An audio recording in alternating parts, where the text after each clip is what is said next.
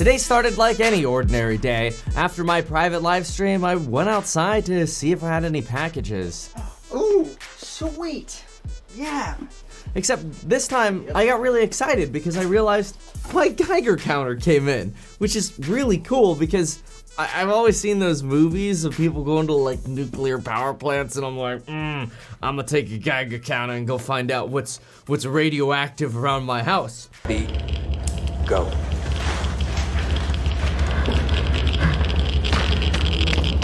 So I turned it on and kind of just started walked around the back by my dining room table.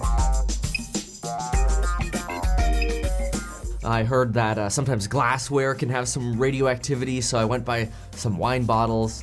Then naturally I kind of thought to go to the kitchen and the microwave. I wasn't sure I wanted to include this clip because the kids really greased up this microwave, and I'm cleaning this right away.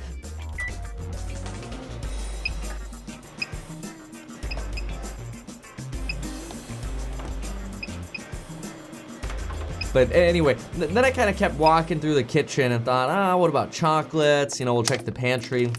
And I was a little disappointed. And then I remembered growing up as a child, my mom always used to tell me, Kevin, do not spend so much time in front of the computer screen. It's radiation. You're gonna get radiation. And I'm like, okay, Mom. I would continue to play Age of Empires, of course. So I thought, okay, well, let's go see if the computer screens are emitting any kind of radiation. And see, the way this thing kind of worked is you're supposed to take the little wand and hold the wand kind of close to whatever's radioactive. But if something's radioactive, you don't really have to use the wand. The whole like little detector thing works. But every time it picks up a radioactive particle, the little sound chirps.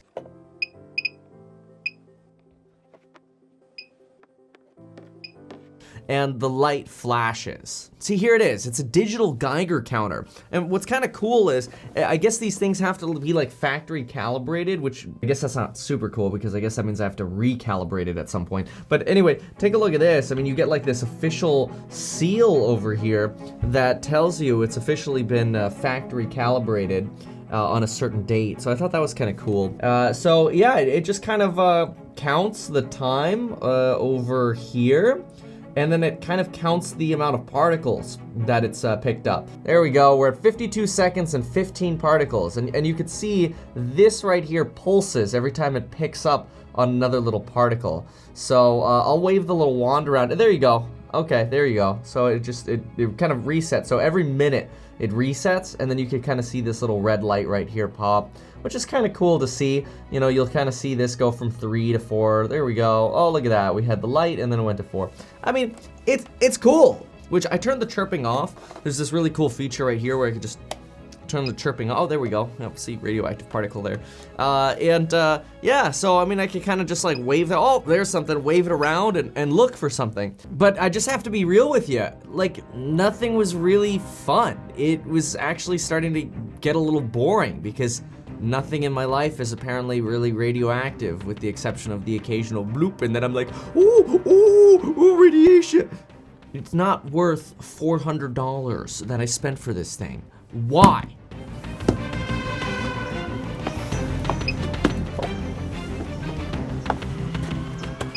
Ooh, mushroom head? So then I decided to go to the front yard and thought, okay, well maybe I could find like some rocks or something natural that might light up. Went by Lauren's car, you know, was kind of boring. Walked by my car. Oh, looks like somebody biffed me. Thought, you know what?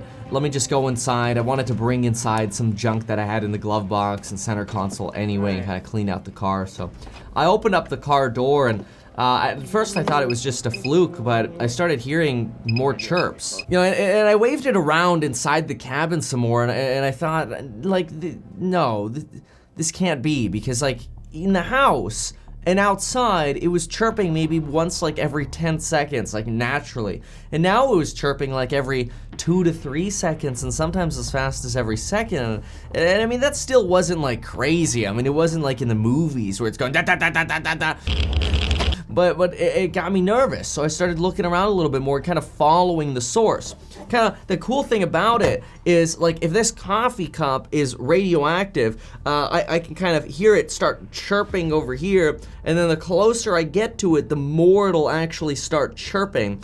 And if I get really close to the source, then it starts going crazy. But it's still kind of hard because, I mean, it's a car, it's like a sealed unit. But I started waving it around. And you know, the first thing that crossed my mind was obviously, oh my gosh, maybe we need to add some lectures on detecting radiation in my real estate courses linked below, which, of course, if you're not yet a member of my real estate courses, you really ought to check out the link down below and join me so you can learn how to make money buying below market value real estate and learn how to increase your cash flow by managing your properties yourself, renovating them correctly, and maximizing tenant leverage. Hope to see you down there. The links are right below that link to Webull where you can get 2 free stocks. But I started waving it around and I noticed it started getting hotter around like the floor and like the lower part of like the center console area, which is like, what?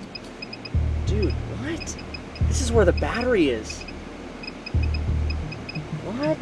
But then I noticed it started getting louder, like close to the floor. Oh my gosh! Is lithium radioactive? What the? What? But out here. What? I think this is literally right where the batteries are. That's crazy!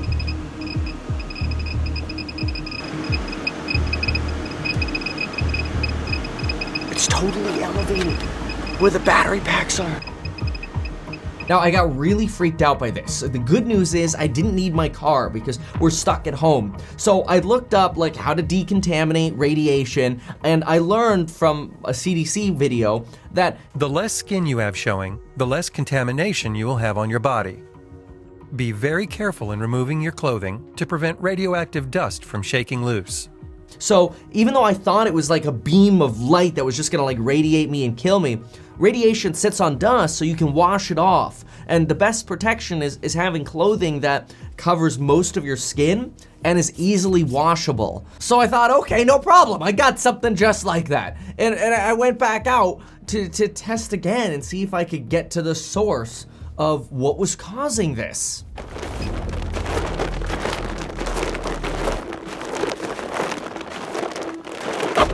That's up. Is the back okay?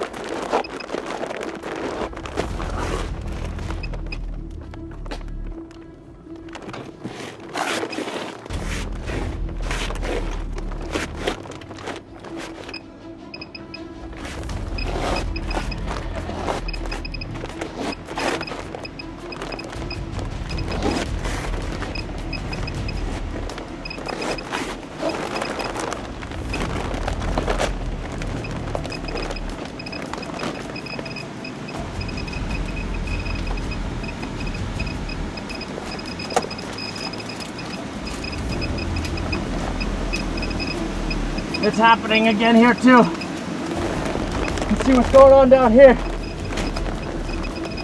It's going crazy again by the batteries. There's something wrong.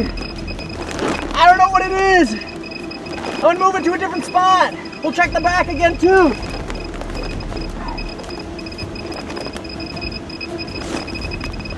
If I get really close to the floor metal, it goes crazy. It gets worse the closer I get. It's going crazy right now. I'm gonna check the back. Same thing, it's the closer I get to the batteries, the worse it gets. This is bad. This is in the not safe zone. It says call FEMA, but they're all busy.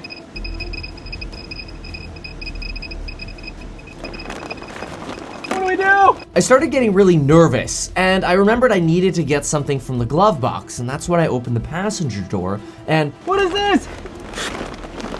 Oh, I can't.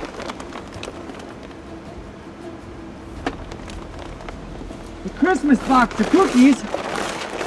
Let's take it away from here and open it.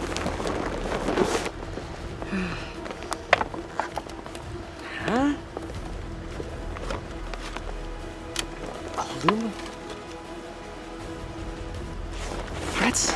This isn't This isn't Christmas cookies. They're uranium rocks.